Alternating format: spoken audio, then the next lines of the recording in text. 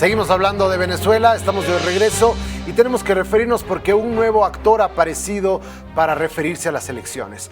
Es nada más y nada menos que el panel de expertos de las Naciones Unidas que se refirió y se sorprendió al publicar un informe preliminar sobre su visita a Venezuela. En medio de la crisis que se ha generado por la proclamación de Nicolás Maduro como ganador sin presentar los resultados desagregados, las benditas actas por mesa, el organismo internacional difundió el documento que se suponía era privado para las autoridades electorales y el secretario general Antonio Guterres. En sus enviados al terreno reiteran que el Consejo Nacional Electoral no publicó y aún no ha publicado ningún resultado para respaldar sus anuncios orales. El grupo de 4 expertos del organismo estuvo en Venezuela unas semanas antes de las elecciones del 28 de julio y partió días después. En el documento concluyen que no se cumplieron medidas básicas de integridad y transparencia. Se suman así a las muy duras críticas que ya ha hecho el Centro Carter. Las conclusiones han desatado la ira de Venezuela, que desde su Cancillería ha tildado a los enviados de la ONU de agentes y falsos expertos.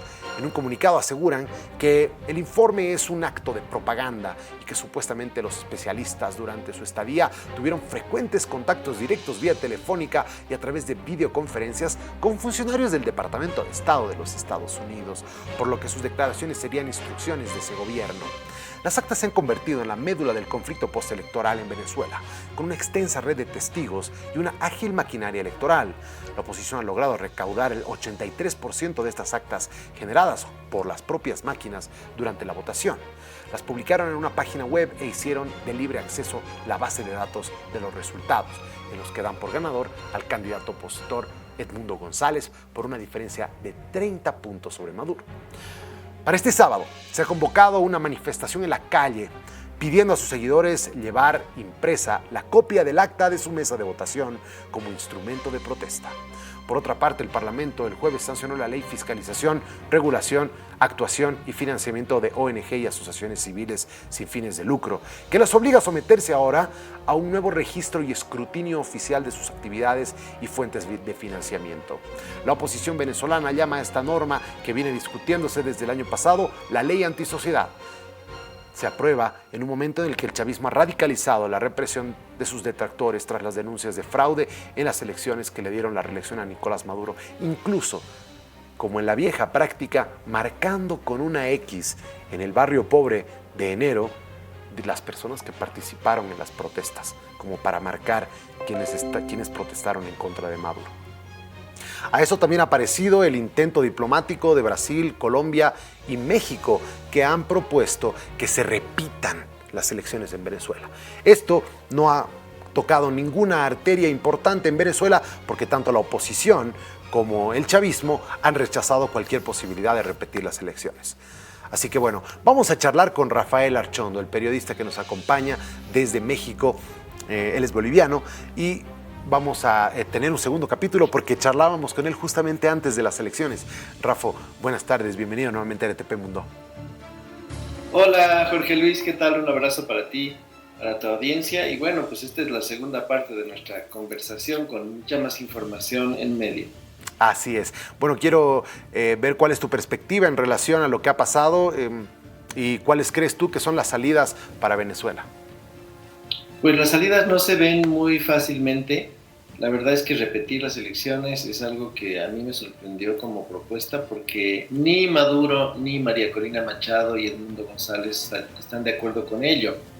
Me parece increíble que 3 gobiernos, el de Brasil, el de Colombia y el de México, lancen una idea sin haber previamente auscultado, ¿no?, si esta idea podría tener alguna receptividad, alguna posibilidad de aplicarse en Venezuela. Yo creo que los venezolanos son los primeros que tienen que de alguna manera sopesar todas las posibles ideas que salgan desde el extranjero, ¿no? Entonces me sorprendió mucho que estos 3 presidentes que forman parte de la izquierda latinoamericana pues ni siquiera hayan concertado esta idea con Maduro, con el que tienen evidentemente una serie de vías de entrada, ¿no?, para conversar, para dialogar.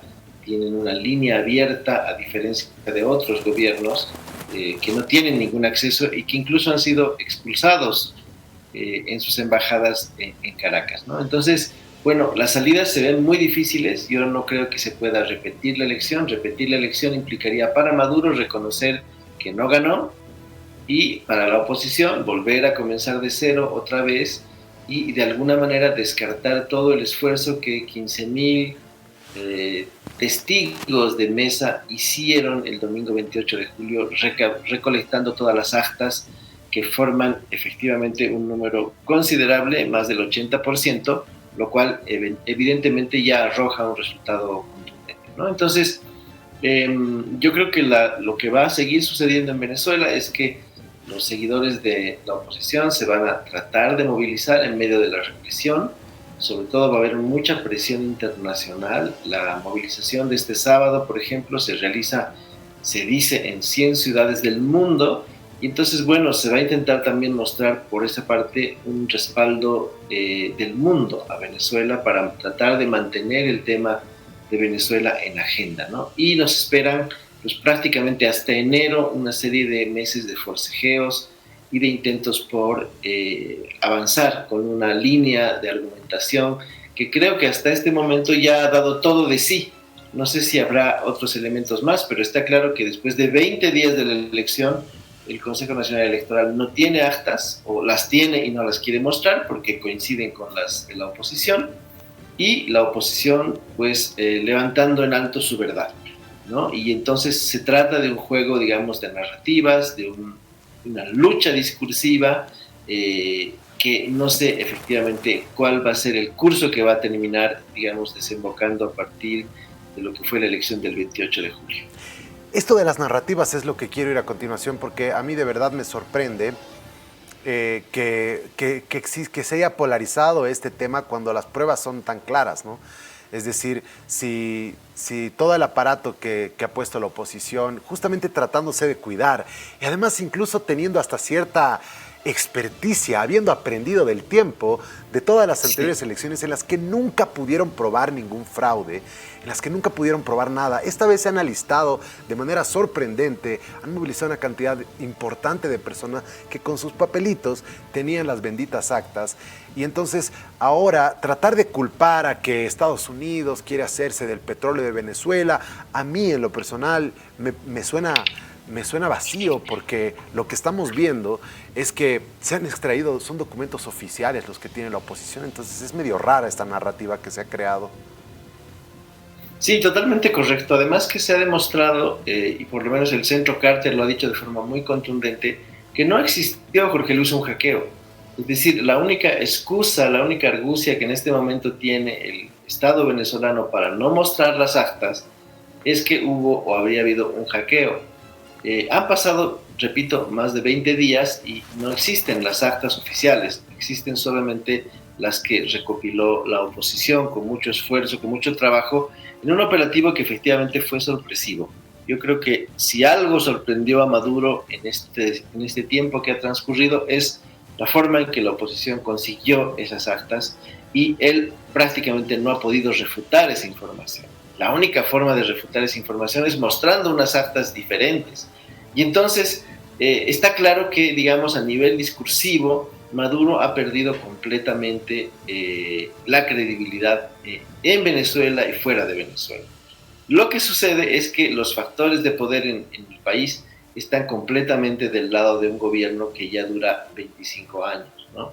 Y entonces, en realidad, es, digamos, la verdad contra todos los poderes fácticos dentro de Venezuela y la imposibilidad, digamos, de ejercer la fuerza en contra de Maduro, ¿no? Creo que eso está descartado por completo. Los propios miembros de la Mesa de Unidad Democrática lo descartan.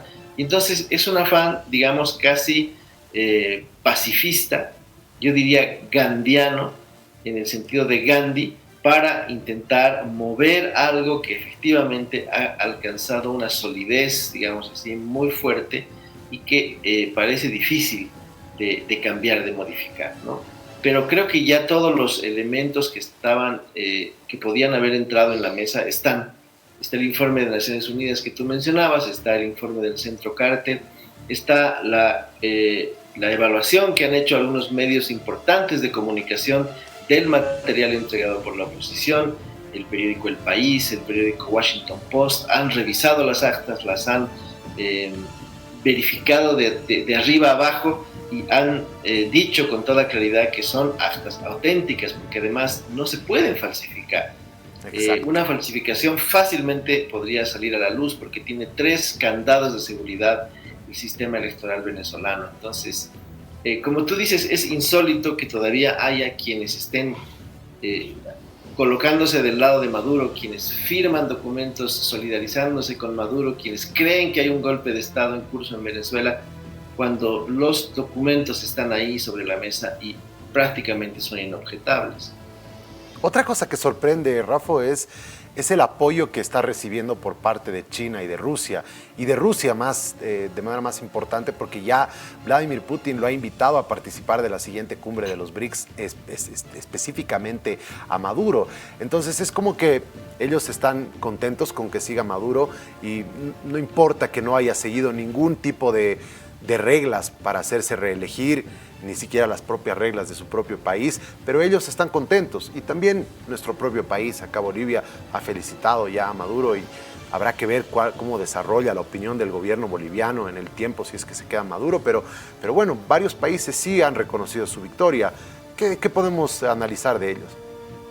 Pues es algo muy triste, Jorge Luis. Yo creo que es muy triste que haya países en el mundo como el nuestro que hayan reconocido esa victoria, que la hayan declarado como válida, cuando están evidentemente ahí las evidencias, las pruebas documentales, ¿no? Me parece que ese fue un acto precipitado, pero lamentablemente ese acto no se va a remover, se va a mantener.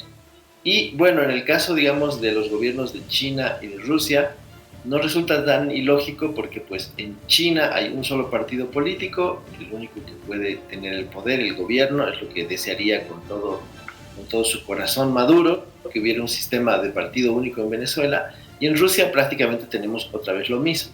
Entonces los rangos democráticos, los estándares democráticos a los que estamos acostumbrados en América Latina no corresponden a lo que sucede en Asia o en Euroasia, ¿no? En el caso de Rusia. Y yo creo que por esa razón lo más peligroso de este momento que estamos viviendo es que se está consolidando un segundo país que sigue al pie de la letra, digamos así, el modelo cubano, ¿no? Y el modelo cubano es un modelo que no es democrático y es un modelo al que prácticamente ya nadie objeta, que todos, digamos, reconocen como válido, como reconocemos todos el gobierno chino o el gobierno ruso, ¿no?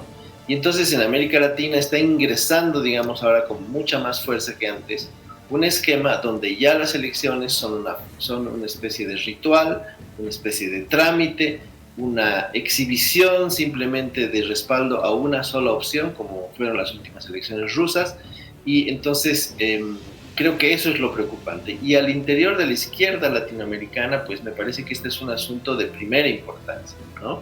Porque quienes se han mostrado un poco distantes, como México, Brasil o Colombia, pues me imagino que ya no pueden convivir en el mismo espacio político que los gobiernos de Bolivia o de Nicaragua, para citar solamente dos, ¿no? Sabemos que todos esos partidos y esos gobiernos están en el Grupo de Puebla. Yo no entenderé en adelante cómo el Grupo de Puebla puede seguir existiendo teniendo a Venezuela, a Bolivia y a Nicaragua, y también a Colombia, a Brasil y a México en su seno. Así es, dos izquierdas bastante diferentes.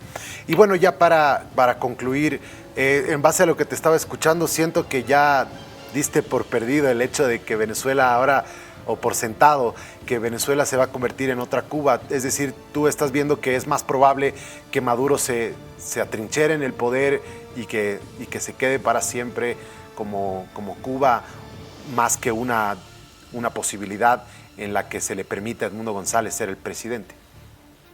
Sí, lamentablemente en esto soy muy pesimista, Jorge Luis. No veo una fuerza material que modifique las condiciones internas en Venezuela. La oposición se ha movilizado durante décadas para intentar defender su razón. La represión es muy dura y la gente en general está muy cansada por la crisis, por la escasez, por las enormes dificultades que existen. A veces la mejor solución para los venezolanos no es salir a protestar, sino salir del país. lo que se llama votar con los pies, es decir, marcharse de un país con el cual uno no está satisfecho, buscando efectivamente el refugio en cualquier otro país cercano. Y creo que eso es lo más grave y lo más preocupante. Probablemente en este año no haya cambios, el próximo año tampoco, pero yo creo que en la conciencia de los latinoamericanos y en la conciencia de quienes militan en la izquierda, esto va a terminar afectando muchísimo a la credibilidad, digamos así, de estos gobiernos que surgieron a partir del ascenso de Chávez al poder en 1949, ¿no? O sea, ahí en Venezuela comenzó todo y ahí en Venezuela ahora parece estar terminando todo, ¿no? Es decir, perdiendo el último resquicio que quedaba de credibilidad. Una izquierda que había decidido ganar elecciones y acceder al poder de forma democrática, como sucedió con Chávez, que antes hizo un golpe de Estado y luego tomó la ruta democrática. Esa misma izquierda hoy prácticamente está abjurando de todos sus principios y está en cierto sentido recuperando las banderas de la Revolución Cubana de 1959, ¿no? Es decir, ese es el grado, digamos, de anacronismo al que se ha terminado vinculando, digamos, el proceso venezolano y arrastrando con ella, con Venezuela y con el PSUV, a todos los demás grupos que pudieron eventualmente prometer un cambio en América Latina. Esa es la situación complicada, difícil, y bueno, pues habrá que esperar, ¿no? Habrá que tener fe en que las movilizaciones de este sábado en el mundo puedan eventualmente mover algo, pero sí lo veo muy difícil y ojalá en una tercera conversación contigo estemos celebrando quizás la recuperación de la democracia, pero lo veo difícil. Gracias, Rafa. Como siempre es un placer conversar contigo. Igualmente un abrazo y esperemos a ver qué sigue sucediendo en nuestro continente. Seguiremos. Gracias, Rafa. Bueno, ahí lo tienen, ¿no? La verdad es que el pesimismo es el que más probable pueda imponerse en una situación como esta. Pero eso no va a ser gratis. Eso va a repercutir en la izquierda y la va a dañar casi hasta de muerte por los próximos años. Por eso aparecen Mileis, por eso aparecen Bolsonaros, por lo que están haciendo Venezuela y por lo que hicieron en Cuba.